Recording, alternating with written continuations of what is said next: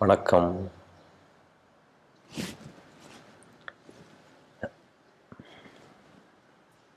இன்னைக்கு மதிமார்கழியினுடைய நிறைவு நாள்.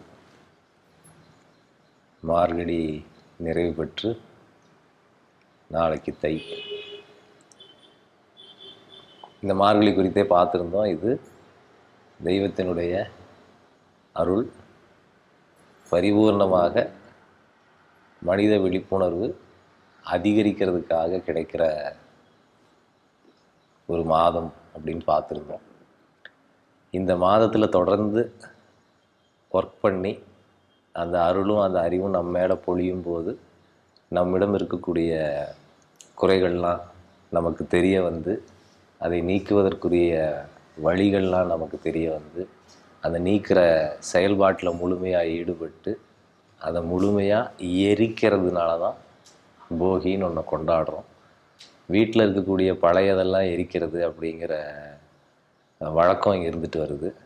வீடுங்கிறது நாம் வெளியே வசிக்கிறது மட்டும் இல்லை, உள்ளே வசிக்கிற நம்முடைய மனசும் வீடு தான். அப்படி இருக்கும்போது என்னுடைய பழைய பதிவுகள், என்னுடைய பழைய குணங்கள், பழைய அறியாமை, இது எல்லாத்தையும் தூக்கி போட்டு எரிக்கிறதுக்கு ஒரு அக்னி தேவைப்படுது. அந்த அக்னியை இந்த மாதம்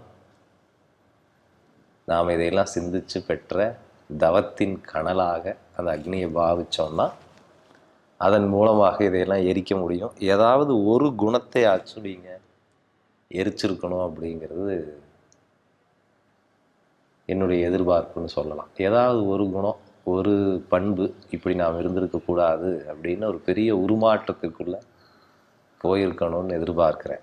அதற்கேற்றாற் போலவே இந்த தெய்வ அசுர சம்பத் அத்தியாயம் எதை எரிச்சாகணும், எதை வளர்த்தியாகணுங்கிறத ரொம்ப திட்டவட்டமாக விளக்கமாக பட்டியலிட்டு காமிச்சிருச்சு. இன்னைக்கு 20வது பாடல் பார்க்க இருக்கிறோம். குந்தியின் மகனே, மூடர்கள் பல பிறவிகளில் அசுர யோனிகளில் தோன்றி என்னை அடையாமல் இன்னும் கீழான கதியையே அடைகிறார்கள் அப்படிங்கிறாரு. இந்த இந்த ஸ்டேட்மெண்ட் பல பிறவிகளில் அசுர யோனிகளில் தோன்றிங்கிறது அசுரத்தன்மையை போஷிக்கிற ஒரு சூழலில் அவன் திருப்பி திருப்பி பிறக்கிறான். என்னைய சேராமல் இன்னும் கீழான கதியையே போய் சேர்றான் அப்படின்னு சொல்கிறாரு. அது ஒரு மாதிரி பனிஷிங் மாதிரி தெரிஞ்சால் கூட, என்ன போட்டு நம்மளை வதைக்கிறாரு இந்த கடவுள் அப்படின்னு தோன்றினால் கூட, ஒரு வகையான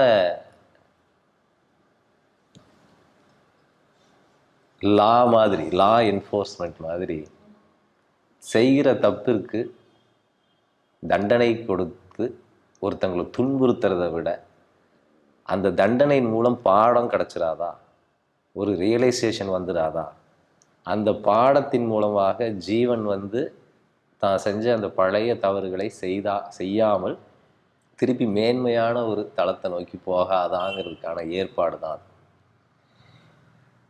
தப்பு செய்கிற குழந்தைய அடிக்கும்போது குழந்தைக்கு தண்டனை மாதிரி தெரியும். ஆனால் அடிக்கிறவங்களுக்கு இன்டென்ஷன் வேறு. உன்னை துன்புறுத்துறதுக்காக அடிக்கலை, உன்னை புரிய வச்சுக்கிறதுக்காக, நீ புரிஞ்சுக்கிறதுக்காக தான் நான் திட்டுறேன் அல்லது அடிக்கிறேன் அப்படின்னு அடிக்கிறவருக்கு தெரியும். அதுபோல் இறைவன் கொடுக்கிற தண்டனைகள் நம்முடைய ஜீவனை மேம்படுத்தத்தான் அப்படிங்கிற பார்வையில் பார்த்திங்கன்னா, தொடர்ந்து பல பிறவிகளாக உன்னை அசுர யோனிகள்லையே பிறக்க வைக்கிறேன், எப்போ அசுர சம்பத்துகள் மேலிட மேலிட அங்கேயே பிறக்க வைக்கிறேன் அப்படிங்கிறத அவர் திட்டவட்டமாக சொல்கிறார். அது தண்டனை கிடையாது, பாடத்திற்கான ஏற்பாடு தான். வேறு வழியில் பாடம் கற்றுக்க முடியாது. உங்களுக்கு ஒரு டிஸ்கம்ஃபர்ட் வாய்க்கலைன்னு வைங்களேன், ரொம்ப சொகுசாகவே ரொம்ப இதமாகவே எல்லாமே போயிட்டுருந்துச்சின்னு வைங்க, மனுஷனுக்கு பூமியிலேயே இருந்துட பிடிக்கும், இங்கேயே தேங்கிட பிடிக்கும். இதே வாழ்க்கை போதும், நல்லா இருக்குது அப்படின்னு சொல்வார்கள். அப்படியே ஆகிடுவாங்க. அந்த கஷ்டத்தை அவன் மட்டுமே கோத்ரூ பண்ணுற மாதிரி அந்த டிசைன் உருவாயிருக்கு. ஒரு ஒரு சிறிய கதையாக சொல்லுவாங்க. ஒரு நாள் ராத்திரி வந்து கடவுள் எல்லாருடைய கனவுலும் தோன்றினாராம் அந்த ஊரில். என்ன சொன்னார்னா, எல்லாரும் அவங்கவுங்க பிரச்சனையை வந்து மூட்டையாக கட்டிக்குங்க. கட்டி தொகுத்துட்டு காலையில் 6 மணிக்கு வெளியே வந்து எல்லாரும் மூட்டையை போட்டுருங்க வெளியே. கொஞ்சம் நேரம் கழிச்சு, ஒரு மணி நேரம் கழிச்சு நீங்கள் வேறு மூட்டையை எடுத்துக்கலாம். உங்கள் கவலை உங்களுக்கு வேண்டாம். நீங்கள் யாரோ ஒருத்தன் நல்லா இருக்கிறான்னு நினைக்கிறீங்க பார்த்தீங்களா, அவன் கவலையை போய் நீங்கள் எடுத்துக்கங்க. ஒரு எக்ஸ்சேஞ்சு ஆஃபர் தரேன் அப்படின்னு கடவுள் கனவுல வந்து சொன்னாராம். எல்லா மக்களும் இது வந்து நல்ல செம டீலாக இருக்குது, எதிர்த்த வீட்டு முனுசாமி ஏகபோகமாக வாழ்கிறான், அவன் கவலை சிறுசாக தான் இருக்கும், தூக்கிட்டு வந்துடுவோம் அப்படின்னு எல்லாம் ஆளுக்கு மனசில் ஒரு திட்டத்தை போட்டுட்டு எல்லாரும் தன்னுடைய கவலைகளை மூட்டையாக கட்டிட்டாங்களாம். 6 மணி ஆச்சு, எல்லாம் போய் மூட்டையை வீதியில் வீசிட்டு அதுக்கப்புறம் 1 மணி நேரம் கழித்து போய் அவங்களுக்கு பிடிச்ச மாதிரி மூட்டைகளை தேர்ந்தெடுக்க போனார்களாம். போய் வெவ்வேறு மூட்டையை திறந்து பார்க்குறாங்க. இதை எடுத்துக்கலாமா அதை எடுத்துக்கலாமா அப்படின்லாம் பார்க்குறாங்க. எதையும் அவங்களால ஹேண்டில் பண்ண முடியும்னே தோணலையா. கடைசியில் எது ஹேண்டில் பண்ணுற மாதிரி இருக்குன்னா, அவன் போட்ட மூட்டை தான் வந்து அவனுக்கு வந்து ஹேண்டில் பண்ணுற மாதிரி இருந்துச்சான். அதையவே திருப்பி எடுத்துக்கொண்டு வச்சு சரி வாழ்வோம் அதையே அப்படின்னு வாழ ஆரம்பிச்சிட்டாங்கன்னு ஒரு சும்மா ஒரு ஃபன்னியான கதை சொல்லுவார்கள். இந்த கதை சொல்கிறது என்னென்னா, உனக்கு கொடுத்துருக்கக்கூடிய துன்பத்தை இன்னொருத்தனுக்கு பிடிக்கவே பிடிக்காது. அவன் அந்த மெக்கானிசத்திலே இல்லை, அவன்கிட்ட அந்த சாய்வே கிடையாது, டேஸ்ட்டே கிடையாது. நம்மளதை பார்த்தா அவனுக்கு வேக்குன்னு தான் இருக்குது. என்னடா எப்படா வாழ்கிற நீ இதோட அப்படின்னு அவன் கேட்டுட்டு போகிறான். அவன் இவனை பார்த்து கேட்டு போகிறான், இதில் எப்படா பிழைக்கிறீங்க, நீ சாதாரண ஆளுகளடா அப்படின்னு சொல்லிட்டு போகிறான். இப்போ என் வண்டியை நான் ஓட்டுறது தான் எனக்கு நல்லாயிருக்கும். இந்த சிறிய வயதில் சைக்கிள் ஓட்டுறவங்களுக்கு தெரியும், பக்கத்தில் இருக்கிற வண்டியை வாங்கி ஓட்டினோம்னா அவன் கடியாக இருக்கும். எப்படி இதை ஓட்டுற அப்படின்னு கேட்பான். எனக்கு நல்லா தான் இருக்குதும்மா அவன். நம்ம வண்டி ஓட்டும் போது அவன் அப்படி சொல்லுவான். இதே போல தான் துன்ப மூட்டைகள், கவலை மூட்டைகள்லாம். நம்ம கவலை அல்லது துன்பம் நாம் படுவதற்காகவே டெய்லர் மேடு, ட்ரிம் ஃபிட்டு ஸ்லிம் ஃபிட்டுலாம் சொல்கிறாங்க பாருங்க, அப்படி வந்து அளவு எடுத்து தைச்சு அனுப்பிச்சுட்ருக்கிறாரு. அது நீங்கள் மட்டும்தான் போட முடியும். நல்லா தொலாபுலா சட்டை வேணால் யார் வேணால் போட்டுக்கலாம். ஆனால் இது வெல் ஃபிட். நம்ம இன்னொரு ஆள் போட்டாங்கன்னா அது பொறுத்தாது. அப்படியாக கவலையும் துன்பத்தையும் ஏன் வாங்கிட்டு வந்தோம்னா, இந்த ஜீவன் அறிவால மேன்மை அடையிறதுக்கு. இதை அனுபவித்து அதன் மூலமாக பாடத்தை பெற்று அதன் மூலமாக அடுத்த கதியை நோக்கி அடுத்த படியை நோக்கி முன்னேறுவதற்காகத்தான் இறைவன் துன்பத்தை அளிக்கும் விதியை அமைத்துள்ளார். அவர் நேரடியாக இன்வால்வ் ஆகிற அளவுக்கு நாம் பெரிய ஆள் இல்லைன்னு புரிஞ்சுக்கணும். அவர் வந்து நம்ம பூமி எவ்வளோ பெரியதுன்னு நமக்கு தெரியுது. ஆனால் படைப்பினுடைய பெரிய ஓட்டத்திலேருந்து பார்க்கும்போது நம்ம பூமி எவ்வளோ துணுக்குன்னு நமக்கு தெரிகிறது. அப்படி இருக்கும்போது நம்ம பூமியில் நம்ம பார்க்குற மனிதர்களே 700 கோடி பேர் இப்போ கரண்ட்டாக இருக்கிறவங்க. ஒரு 10 வருஷத்துக்கு முன்னாடி இந்த 700 கோடி பேர் வேறையாக இருந்திருப்பார்கள், ஒரு போர்ஷன் வேறையாக இருந்திருக்கும். இன்னொரு 100 வருஷம் கழித்து வேற. இப்படி ஜீவராசிகள் புழு பூச்சிகள்னு கணக்கெடுத்தால் எல்லாத்துக்கும் உட்காந்து அவர் நோட் பண்ணிகிட்டு இருப்பாருன்னு நினைக்கிறீங்களா? அதெல்லாம் கிடையாது. விதி அது போட்டு வச்சாச்சு, லே பண்ணியாச்சு. நான் வந்து என்னுடைய வக்கீல்கிட்ட பொறுப்பை ஒப்படைச்சிட்டேன். இந்த பாருப்பா, யாராவது வயலேட் பண்ணாங்கன்னா பார்த்துக்க அப்படின்னு சொல்லிட்டு நான் தள்ளி வந்துட்டேன். அவருக்கு வந்து எனக்கு இருக்கக்கூடிய பர்சனல் அட்டாச்மெண்ட்லாம் அவருக்கு இருக்காது இல்லையா. அவர் ரொம்ப கிளியராக ஒரு ஆஃபீஸர் போல் செயல்படுவார். யாரெல்லாம் தாண்டினீங்க ஃபைனை கட்டுங்கன்னு கேட்பார் அவர். அதுபோல் இந்த இறைவன் வந்து விதியை வந்து தன்னுடைய உயர்ந்த மதியால் அமைச்சிட்டு அவர் தனியாக தள்ளி நின்ட்டார். அந்த விதியில் யாரெல்லாம் வலுவுறாங்களோ அவங்களுக்கு எல்லாத்துக்கும் ஆட்டோமேட்டிக்காக பிறவி அலோகேஷனோ இல்லை வாழ்க்கையில் அவங்க பெறக்கூடிய அனுபவங்களோ தன்னை போல் இட் இஸ் ரீடைரக்டட், ரீரூட்டட், ரீடிஃபைன்ட். எல்லாமே விதி அவ்வளவு வலிமையானது. ஊழின் பெருவழி ஆவுலன்னு அதான் கேட்குறாங்க. நீ வந்து என்ன பயிற்சி, பரிகாரம், முயற்சி, வேண்டுதல் என்ன செஞ்சினாலும் அதை செய்யறதுக்கு முன்னாடியே விதி அங்கே போய் உட்காந்துக்குங்கிறாங்க. ராமகிருஷ்ணர் சொல்லுவார், பேயை விரட்டுறதுக்கு பெங்காலில் வந்து கடுகை பயன்படுத்துவாங்களாம். எல்லோ கடுகோ, என்ன பொருளுங்கிறத மறந்துட்டேன். பேயை ஓட்டுறதுக்கு வச்சுருப்பாங்களாம். ஓட்ட போகிறதுக்கு முன்னாடி இந்த பேய் வந்து அந்த கடுகுக்குள்ளே பூந்து உட்காந்துக்குமா. எங்கே போய் ஓட்டி முடியறது? எடுத்துக்கு பேயத்தான் அர்ச்சனை பண்ணிகிட்டு இருப்பார் அவன் மேலே. அது மாதிரி வந்து ஊடுருவி இருக்கிற இடங்கள் வந்து ரொம்ப ரொம்ப அடர்த்தியானது, பெரியது. அது ஊடுருவாத இடமே கிடையாது. நீங்கள் போகிறதுக்கு முன்னாடி உங்களுக்கு முன்னாடி உட்காந்துருக்கும். நம்ம என்ன பண்ணுறோம், நம்முடைய பாவ வினைகளை ஏதாவது கழிக்கிறதுக்கு கோயிலுக்கு போகிறோம், இதை பண்ணுறோம், அதை கோயிலே அதுதான் உட்காந்துருக்கும். உங்களுக்கு மட்டும் தட்டு மாறி வந்துடும், இல்லை உங்களுக்கு மட்டும் டைம் டிலே ஆகிரும், கதவு சாத்திடுவாங்க, இல்லை அவர் செய்கிற அர்ச்சகருக்கு வைத்தலை போயிடும், ஏதாவது ஆகும். அது ஏன் எனக்கு மட்டும் இப்படி இருக்குது அப்படின்னு நிறைய பேர் சொல்லுவாங்க. இந்த ஜோசியர்கிட்ட போனாங்க, எல்லாருக்கும் நல்லா பார்க்குறாருங்க, எனக்கு மட்டும் இப்படி ஆகிடுச்சுங்கப்பாங்க. உன் விதி ஸ்ட்ராங்கு, உன் ஜோசியர் வாயவே அடைக்குதுன்னா பார்த்துக்க. ஸோ இப்படியாக இது கடினமான விதியை லே பண்ணி எல்லாத்தையும் கவனிச்சுக்குது, பிறவியும் கவனிச்சுக்குது. அப்போ இன்னார் வீட்டில் பிறக்கிறோம், இன்னார அனுபவிக்கிறோங்கிறது வந்து இயற்கையினுடைய பார்வையில் இந்த ஜீவன்கள் மேலே வரணும் அப்படிங்கிறதுக்காக, மேலே வரணுங்கிறது வந்து ஃபிட் ஆகணுங்கிறதுக்காக, உயர்ந்த தெய்வீக பண்பை கொடுக்குற அளவிற்கு ஃபிட் ஆகணுங்கிறதுக்காக, தன்னிடம் இருந்து வெளிப்படணுங்கிறதுக்காக இந்த விதி கொடுக்கப்பட்டுள்ளது. தண்டனை கொடுக்கவோ, சிறுமைப்படுத்தவோ, உன்னை போட்டு நசுக்கவோ அதனுடைய உள்நோக்கம் அல்ல. இன்னொன்று பார்த்தீங்கன்னா, தண்டனை கொடுக்குதே எனக்கு வாய்ப்பு கொடுக்குதான்னு ஒரு கேள்வி வருது இல்லைங்களா? இப்போ நான் வந்து இந்த வீதியில் எப்போவும் நடமாடுறதுக்கு இந்த அரசு சட்டம் வந்து எனக்கு சுதந்திரம் கொடுத்துருக்கு. அந்த சுதந்திரத்தை நான் எங்கே மிஸ்யூஸ் பண்ணுறனோ அங்கே தான் வந்து சட்டம் வந்து என்னை பிடிக்குது. அது மாதிரி வாழ்க்கையில் தண்டனைகளும் பாடங்களும் மட்டும்தான் இருக்குது. ஆனால் சுதந்திரமாக இருக்கிறதுக்கு இல்லையான்னா நிறைய ஃப்ரீவில் இருக்குது, நிறைய ஃப்ரீ சாய்ஸை கொடுத்துருக்குறது. இன்னைய தேதியை, இன்னைய உங்களுடைய மன அமைப்பை நீங்கள் எப்படி வச்சுக்கலாம் அப்படிங்கிறதுக்கு உங்களுக்கு எல்லா பலத்தையும் இறைவன் கொடுத்துருக்கிறார். ஆனால் என்ன செய்கிறோம்? பிரச்சனைகளை உருவாக்குவது எப்படி? பிரச்சனை ஒருவேளை இல்லைன்னா கூட மனதளவில் எப்படி பிரச்சனையை உருவாக்குறது? இல்லைன்னா வெளியே போய் எப்படி யாரையாவது சீண்டி சுகங்காண்பது அப்படின்னு மனிதர்கள் விருப்பமாகவே பிரச்சனைகளை செய்கிறாங்க தெரியாமல்.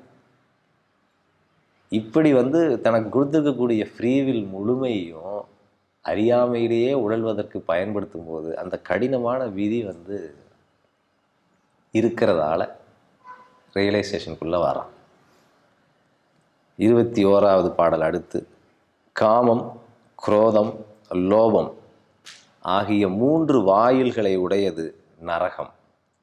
இவை ஜீவனை கெடுக்கும் தன்மையான, ஆகையால் இம்மூன்றையும் துரத்தல் வேண்டும் அப்படிங்கிறாரு.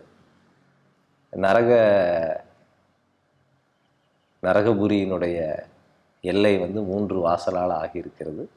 நீ காமத்தின் வழியாக உள்ளே வந்துடலாம், குரோதத்தின் வழியாக உள்ளே வந்துடலாம், லோபத்தின் வழியாக உள்ளே வந்துடலாம். நீ வாசலில் போய் நில்லு, அதுவே ஒன்று இழுத்துரும். நீ எல்லாம் உள்ளே வரலாம் தேவையில்லை, ஜஸ்ட் லைக் தட் அது வந்து உன்னை உறிஞ்சிரும் அப்படிங்கிற ஒரு படத்தை அவர் கொடுக்குறார். ஒரு வகையில் அப்படித்தானே. லோபம்னா தெரியும் இல்லைங்களா, பேராசை தான் லோபம்.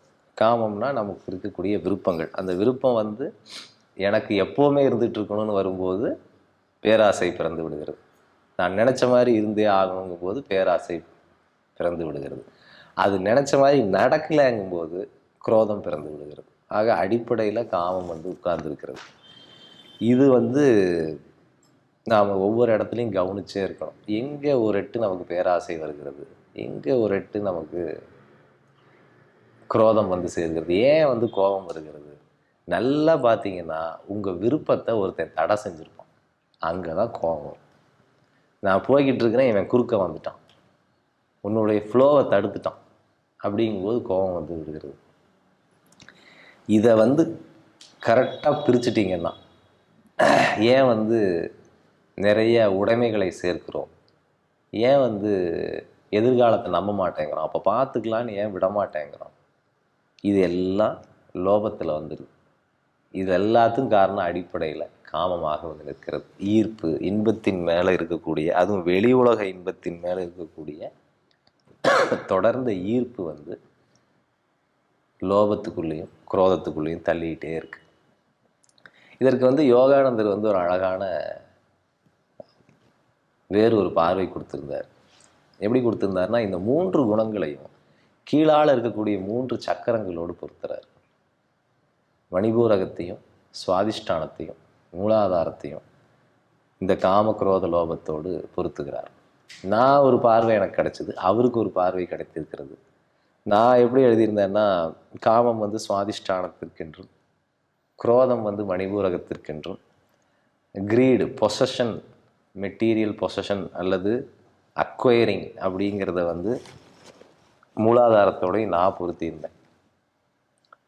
அவர் வந்து சற்றே மாற்றி ஈர்ப்பு, காமம் வந்து மூலாதாரத்தோடையும், கிரீடை வந்து ஏங்கரை வந்து சுவாதிஷ்டானத்தோடையும், கிரீடை வந்து மணிபூரகத்தோடையும் அவர் பொருத்தியிருக்கிறார். இது உங்களுடைய பார்வைக்கே விட்டுறேன். ஒவ்வொரு சக்கரத்தினுடைய இயல்புக்கு என்ன குணம் பொருந்துங்கிறத உங்கள் பார்வைக்கே விட்டுறேன். ஸோ அது வந்து ஒரு நல்ல இன்சைட்டாக இருந்துச்சு. இந்த 3 சக்கரங்களை தாண்டி ஆற்றல் மேலே கொண்டு வரலைன்னா மனிதன் வந்து உலகத்தை பார்க்குற பார்வையே இப்படி தான் இருக்கும். நல்லா பாருங்கள், ஒரு செட் ஆஃப் மக்கள் சர்வைவலுக்கே போராடிட்டு இருக்கிறாங்க. அவங்களுடைய முழு உலகமும், முழு வாழ்க்கையும், முழு வாய்ப்பும் நான் ஜீவித்திருந்தாலே போதும், நான் உயிரோடு இருந்தால் போதும், சாப்பாடு, சர்வைவல், ஒரு வீடு, ஒரு துணிமணி, இதோடையே பல மக்களுடைய வாழ்க்கை போயிடுது. இன்னொரு அடுத்த கட்டம் மேலே வந்துட்டிங்கன்னா இன்னொரு செட் ஆஃப் பீப்புளுக்கு என்ஜாய்மெண்ட்டுங்கிற ஒரு இடத்துலையே போயிடுது. சொகுசு, சுகம், ஊர் சுற்றல் இதிலேயே போயிடுது. இன்னொரு அடுத்த செட்டு மக்களை பாருங்கள், பதவி, ஆடம்பரம், பகட்டு, அதிகாரம், இதிலேயே போயிடுது. இந்த 3 தான் மணிபூரகமும் சுவாதிஷ்டானமும் மூலாதாரம். இங்கே தான் ஆற்றல் மையம் கொண்டிருக்குன்னா, இந்த 3 சக்கரங்களில் தான் என்னுடைய ஆற்றல் மையம் கொண்டிருக்குன்னா, என் பிரஜையை வந்து அப்படித்தான் இந்த உலகத்தை பார்க்கும். இந்த உலகத்தை அப்படியான ஒரு வாய்ப்பாக மட்டுமே கருதும். இதை தாண்டி கொஞ்சமாக மேலே வந்தால் தான் அன்புங்கிற ஒரு இடமே வரும். இதெல்லாம் தாண்டி இந்த 3ஐயும் கடந்த பிறகு ஒரு மனுஷனை வந்து உன்னுடைய இன்பத்திற்காகவோ, உன்னுடைய லாப நஷ்டத்திற்காகவோ, உன்னுடைய அதிகாரத்திற்காகவோ எதுக்காகவும் பார்க்கல. உன்னை நான் பிளெயினாக பார்க்குறேன், நல்லா இருக்கியான்னு எனக்கு எந்த வகையான தேவையும் இல்லாமல் நான் உன்னை கேட்குறேன்னா அங்கே தான் அன்பு துளிர்க்க ஆரம்பிக்கும். No condition. இந்த 3 வாயில்களை, இந்த 3 சக்கரத்தோடு அவர் ஒப்பிட்டது வந்து ஒரு நல்ல பார்வையாக இருந்தது. இந்த அன்பு வந்ததுக்கப்புறம் தான் அடுத்தடுத்த உயர்வுகள் வந்து சாத்தியமாகிறது. இது 21வது பாடல். அப்புறம் அர்ஜுனா, இம்மூன்று நரக வாயில்களிலிருந்தும் விடுபட்டவன் தனக்கு நலன் செய்து கொண்டு பின்பு மோட்சத்தை அடைகிறான் அப்படிங்கிறாரு. இந்த தனக்கு நலம் செய்து கொண்டுங்கிற வார்த்தை ரொம்ப முக்கியம். இந்த 3 வாயிலையும் இருக்கிறவனும் தனக்கு நலன்னு நினச்சி தான் செஞ்சுக்கிட்டு இருப்பான் இல்லையா? சுயநலமாகத்தானே செயல்பட்டுக்கிட்டு இருப்பான், எனக்கு இது வேணும் வேணும்னு. அது அவன் பார்வையில் அவனுடைய குறுகிய அறிவால் அவன் கண்டுபிடிச்சிக்கிற சுகங்கள். இதிலிருந்து விடுபட்ட பிறகு தான் இந்த ஜீவனுக்கு வந்து உண்மையான நலன் வாய்க்கிறது. எது உண்மையான நலம்னா அன்பினால் விளையக்கூடியது, அது வாய்க்குது. அப்போ தான் இம்மூன்று நரக வாயில்களிலிருந்தும் விடுபட்டவன் தனக்கு நலன் செய்து, விடுபட்டுறது தான் அவனுக்கு செய்கிற நலமே. அந்த வாயில்களிலிருந்து கடந்து நின்று அன்பாக ஒருத்தன் மனிதர்களை பார்க்குறதும், கண்டிஷன்ஸ் இல்லாமல், உள்ளுக்குள்ளே கால்குலேஷன்ஸ் இல்லாமல் மனிதர்களை அணுகிறதும் தான் தனக்குத்தானே அவன் செஞ்சுக்கிற உயர்ந்த நலன். இப்படி தனக்கு நன்மை செய்து கொள்ளாமல் மோட்சத்தை அடையிறதுக்கு, வீடு பேர் அடையிறதுக்கு வாய்ப்பில்லை அப்படின்னு சொல்லுகிறார். இந்த தனக்கு நலன் செய்து கொள்ளுதல்ங்கிறது நல்லா பார்த்தீங்கன்னா இந்த கீழான 3 குணங்களால் ஜீவன் எவ்வளவு அலைக்கழிக்கப்படுகிறதுன்னு நீங்கள் பார்க்கலாம். நம்மளுடைய சின்ன சின்ன கோபமெல்லாம் நம்ம ஜீவனை நல்லது பண்ண மாட்டேங்குது, தூங்க விட மாட்டேங்குது, தவிக்க வைக்குது. அந்த பிரக்ஞைய, விழிப்புணர்வை, தெய்வ உணர்வை வந்து மழுங்கடிச்சிருக்கு. மனுஷனா கூட இல்லாமல் ஒரு மாதிரி மிருகத்தன்மையிலேயே நம்மளை செலுத்த ஆரம்பிச்சிருது. அப்படி இருக்கும்போது அதெல்லாம் இந்த ஜீவனுக்கு செய்து கொள்ளக்கூடிய நன்மை அல்ல. நாம் குழந்தைகளை பார்க்கும்போது தெரியுது, சினிமா பார்த்துட்டு இருக்கிறது அந்த குழந்தைக்கு நல்லதில்லை அப்படின்னு தெரியுது. பேனா பென்சிலுக்காக சண்டை போட்டுக்கிட்டு இருக்கிறது, சின்ன விஷயத்தை பெருசாக எடுத்து பயப்படுறதோ கலங்கிறதோ நல்லதில்லைன்னு தெரியுது. பொம்மைக்காக தம்பிக்கிட்ட சண்டை போட்டுக்கிட்டு இருக்கிறது, கோவப்படுறது, இதெல்லாம் நல்லதில்லைன்னு தெரியுது. இதெல்லாம் நல்லதில்லைன்னு அந்த குழந்தைக்கு தெரிவது போல் நமக்கு நல்லதில்லைன்னு தெரிய மாட்டேங்குது. ஏன்னா அங்கேருந்து வளர்ந்துட்டோம். இங்கேருந்து வளர்ந்தாதான் இது தெரியும். வளர்றதுக்கு கொஞ்சம் கொஞ்சமாக தெரிஞ்சுக்க ஆரம்பிக்கும். அப்படி இந்த மூன்றுமே தனக்கு நலன், மூனை கடந்த பிறகு தனக்கு நலன் செய்து அந்த நலனினுடைய உச்சமாக மோட்சம் வந்து வாய்க்கிறது, விடுதலை வந்து வாய்க்குது. விடுதலைக்கு வேறு ஷார்ட்கட்லாம் கிடையாது. நான் வந்து தவறு செய்துட்டு இருக்கும்போது தவறிலிருந்து நல்ல பண்புக்கு வந்து அப்புறம் ரெண்டுலேருந்தும் விடுபடுறது தான் மோட்சமாக அறியப்படுகிறது. 23வது பாடல். காமத்தின் வசப்பட்டு சாஸ்திரத்தின் ஆணையை மீறி நடப்பவன் எவனோ அவன் பரிபூரணனாகான், சுகம் பெறான், முக்தி அடையான் அப்படிங்கிறது அவருடைய சொல்லாக இருக்கிறது. இல்லை, சாஸ்திரங்கிறது யார் யாருக்கும் ஏதேதோ சாஸ்திரங்கள் இருக்க தான் செய்யுது. சாஸ்திரங்களுடைய எண்ணிக்கை வந்து ரொம்ப அதிகம், ஆயிரக்கணக்கில் இருக்கும். ஒரு ட்ரெடிஷன் வந்து இதை பண்ணுன்னு சொல்லும், ஒரு ட்ரெடிஷன் இதை பண்ணாதேன்னு சொல்லும். நாம் செஞ்சுக்கிட்டு இருக்கிறதுக்கு ஒரு ட்ரெடிஷனில் ரெஃபரன்ஸ் இருக்கும், இன்னொரு ட்ரெடிஷன் அதை வந்து மறுக்கும். இப்படி வந்து நிறைய குழப்பங்கள் சாஸ்திரத்தில் இருக்குது.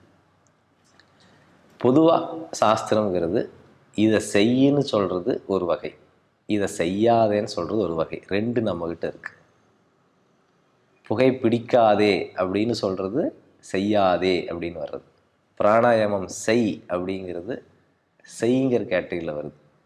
இப்போ ஒருத்தர் புகை பிடிக்கலைன்னு வச்சுக்கோங்களேன், தீமை செய்யாதவர்.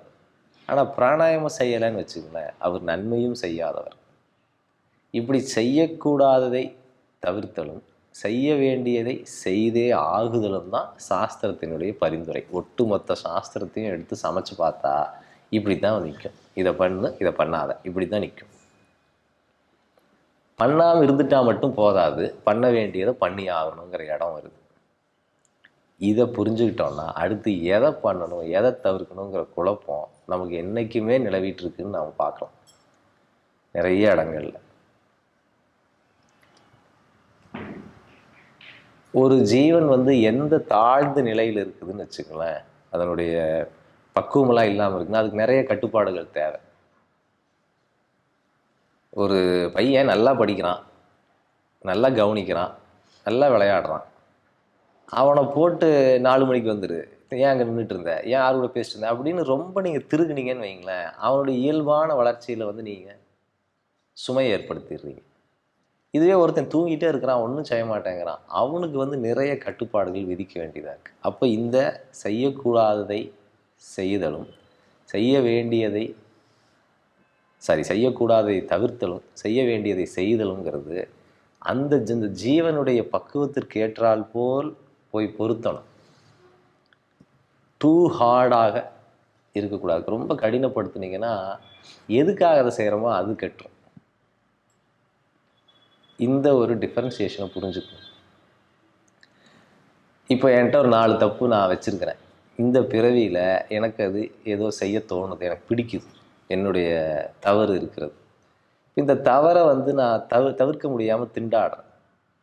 என்ன செய்யணும்னா நேரடியாக அதை தவிர்க்கிறதுக்கு பதிலாக, ஏன்னா தவிர்த்து திண்டாடுறதுக்கு பதிலாக செய்ய வேண்டிய நல்லதை செய்ய செய்ய செய்ய தன்னை போல தவறுகள் வந்து குறைய ஆரம்பிச்சோம். இறைவனுடைய பெரும் பார்வையில் வந்து தவறுலாம் பெரியதாக இல்லை. ஒரு தவறு இறைவன் ரொம்ப கராராக சொல்கிறாருன்னா, வயலன்ஸ் நாட் அலவுட். எந்த வகையிலையும் தனக்கும் பிறருக்கும் ஒரு பெரிய துன்பத்தை விளைவிக்காதீர்கள். மனதாலும் உடலாலும் வாக்கினாலும் பெரிய துன்பத்தை விளைவிக்காதீங்க. அது வந்து ஏற்றுக்கொள்ளப்படாது. இதெல்லாம் தாண்டி இன்டென்ஷன் ரொம்ப முக்கியமாகிறது. அங்கிருந்து அதை செஞ்சோமா அப்படிங்கிறது ரொம்ப முக்கியமாகிறது.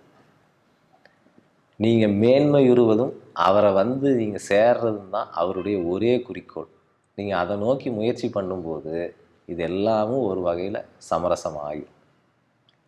ராமகிருஷ்ணர்கிட்ட ஒரு முறை இந்த மாதிரி என்ன சாஸ்திரம், எப்படி நீங்கள் ஃபாலோ பண்ணுறீங்க, எது செய்யக்கூடியதெல்லாம் எப்படி நீங்கள் தெரிஞ்சு செய்கிறீங்க, எங்களுக்கெல்லாம் என்ன வழிகாட்டுறீங்கன்னு கேட்கும்போது அவர் சொன்னது என்னென்னா, நான் எந்த சாஸ்திரத்தையும் படிக்கிறது இல்லை, எதையும் நான் கேட்குறதும் இல்லை, நான் ஃபாலோ பண்ணுறேன்னு கூட எனக்குலாம் தெரியாது. எனக்கு தெரிஞ்ச ஒரே சாஸ்திரம் வந்து உள்ளுக்குள்ளே கிடைக்கிறது தான். நான் அதில் இருந்துட்டு செயல் ஆட்டுறேன், அது வந்து சாஸ்திரத்திற்கு பொருந்தி வர்றதை பார்க்குறேன் அப்படின்னு அவர் சொல்கிறார். அப்போ நாம் இருக்கிற சாஸ்திரங்களையெல்லாம் நம்மளால் படிச்சுக்கிட்டு இருக்க முடியாது. நமக்கான ஒரே ரெஃபரன்ஸ் மெட்டீரியல் வந்து செல்ஃப் தான். நீங்கள் உள்ளுக்குள்ளே பிரஜைபூர்வமாக ஆன பிறகு, விழிப்புணர்வு மயமாகவே நின்ற பிறகு இதை செய்ய இதை செய்யாதேன்னு அதுவே சொல்லும். அந்த ஜீவனுக்கு அது சரி. சாஸ்திரத்துக்கு சில நேரங்கள் புறம்பாக கூட இருக்கும். ஆனால் அதை ஓவர் ரைடு பண்ண வேண்டிய இடத்துல அவர் தள்ளப்படுகிறார். ஸோ கிருஷ்ணர் வந்து சாஸ்திரத்தின் ஆணையை மீறி நடப்பவன் எவனோ அவன் பரிபூரணன் ஆகான் அப்படின்னு, முழுமை அடைய மாட்டேன் அப்படிங்கிறார். சுகம் பெறான் அப்படிங்கிறார், முக்தி அடையான் அப்படிங்கிறார். ஸோ முக்திங்கிற அந்த உயர்ந்த ஸ்லாபுக்கு இந்த ரெஃபரன்ஸ் எல்லாம் ரொம்ப அவசியமாகிறது. இறுதி பாடல். ஆகையால் செய்ய தகுந்ததையும் தகாததையும் நிச்சயிப்பதில் சாஸ்திரம் உனக்கு பிரமாணமாகிறது. இங்கு சாஸ்திரம் ஆக்ஞாபித்துரைப்பதை அறிந்து கர்மம் செய்ய கடவாய் அப்படின்னு பரிந்துரை செய்கிறார். நான் முன்ன சொன்னது தான், உனக்கு பிரமாணமாக இருக்கிறது சாஸ்திரங்கள் தான் அப்படிங்கிறாரு. கிருஷ்ணருடைய காலத்திற்கு முன்னாடி வந்த சாஸ்திரத்தை தான் அவர் வந்து மீன் பண்ணுறார். அதுக்கப்புறம் வந்ததில் என்னென்ன டைல்யூஷன்ஸ் இருக்குதுன்னு அவருக்கு தெரியலை. ஆக மொத்தம் எதை பார்த்து சார் தெரிஞ்சுக்கிறது அப்படின்னா,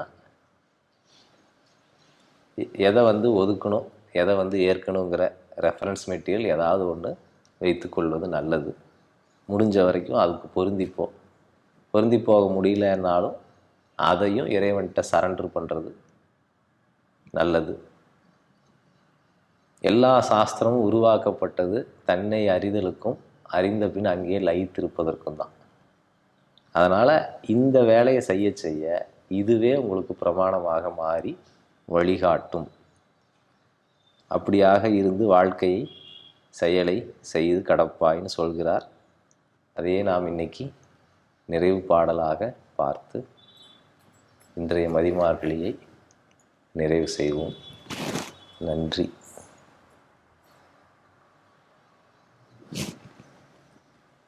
எதுவும் கேள்விகள் உள்ளனவா? சரி. சாஸ்திரங்களோட ரெஃபரன்ஸ் வந்து தன்னை அறிஞ்சு அதிலிருந்து ஒரு கிளாரிட்டி மூலமாக நம்ம தெரிஞ்சுக்கணும்னு சொல்கிறேன். ஏன்னா அவங்களோட எவல்யூஷன் லேட்டரில் இருக்கும்போது அதை தவறுதலாக புரிஞ்சு தான் நடக்கும் இல்லையா? நம்ம ஒரு புரிதலில் இருக்கோம், தவறுதலுக்கு வாய்ப்பு இருக்கிறது. அப்போ அதுக்கு என்ன பண்ணணும்? அது தவறு பண்ணி தான் அந்த ஜீவன் மேலே வரும். அந்த தவறு சாஸ்திரம் வேணான்னு சொல்கிறத செய்யும்போது அந்த இம்பல்ஸ் இருக்குது அப்படின்னா அதை அனுபவித்து கடக்கிறது தான் அந்த ஜீவனுடைய வழின்னா அது அப்படி போகிறது தான் பார்க்க முடிகிறது. சாஸ்திரம் கண்டிக்குது வேண்டான்னு, ஆனால் எனக்கு அப்படி தான் இம்பல்ஸ் இருக்குது. இதனால் என்ன நஷ்டம்? மோட்ச நஷ்டம், ஆத்ம நஷ்டம் நடக்குது. அதே சமயம் இதை செய்கிறதுனால செய்ய தகுந்த வேலையும் சேர்த்து செஞ்சுக்கிட்டு இருக்கான். இவனுக்கு புரிய மாட்டேங்குது செய்யக்கூடாதுன்னு. அப்போ இறைவன் ஏதோ ஒரு சமயத்தில் ஏதாவது ஒரு அவருடைய திருவிளையாடல் மூலமாக அந்த குட்டையிலேருந்து மீட்டுருவார். மீட்டு அவனை புதுப்பிக்கிற வேலையை அவர் பார்த்து கொள்வார். நாம் வந்து வயலன்ஸில் ஈடுபடலைங்கிறது மட்டும்தான் நம்ம என்ஷூர் பண்ணிக்க வேண்டிய முக்கியமான இடம். அதை செய்யாமல் தனக்கும் பிறருக்கும் வயலன்ஸை ஏற்படுத்தாமல், காயங்களை ஏற்படுத்தாமல், வலியை ஏற்படுத்தாமல் இதை தொடர்ந்து செய்தல். என்னோட தவறை எனக்கு தெரியுது, நான் வந்து அதை உன் காலடியில் விட்டுறேன் கடவுளே, எனக்கு இதிலிருந்து வெளியேற்றம் செய்யி நான் பரிபூர்ணமாக வெளியேற நினைக்கிறேன், ஆனால் முடியலை அப்படின்னு சரண்டர் பண்ணும்போது அவர் வந்து அதை புரிந்து கொள்வார். இது நான் கடைபிடிக்கிற வழி. ஏன்னா எல்லா சாஸ்திரத்துக்கும் மீறினது சரண்டரன்ஸ். ஏன்னா நிறையா இந்த கில்ட் ட்ராப்பில் விழக்கூடாதுங்கிறதுக்காக தான் நிறைய பேருடைய நிறைய மகான்களுடைய கதைகள் வந்து அவர்கள் ஒரு அந்த காலத்தில் வந்து திருடர்களாக இருந்தார்கள், இந்த கூட்டத்தில் இருந்தாங்க, அப்படி தப்பானவங்களாக இருந்தாங்கன்னு சொல்லப்படுது. உதாரணத்துக்கு வால்மீகி அவர் திருடராக இருந்தார்னு சொல்லப்படுகிறது. இது மாதிரி பல கதைகள் இருக்கிறது. அந்த கில்ட் ட்ராப்லேருந்து அந்த தவறு இருந்தெல்லாம் மோட்சம் கொடுத்தது எது அப்படின்னா தவம்தான். செய்யக்கூடாததை செய்தார் வால்மீகி, திருட்டு. செய்ய வேண்டியதை செய்தார், தவம். நடக்க வேண்டியது நடந்துச்சு, மோட்சம். இப்படி வந்து ஹார்ட் அண்ட் ஃபாஸ்ட்டாக அந்த ரூல்ஸை எடுத்துக்கிட்டு கலங்க தேவையில்லைன்னு சொல்கிறேன் நான். நல்லது. நன்றி.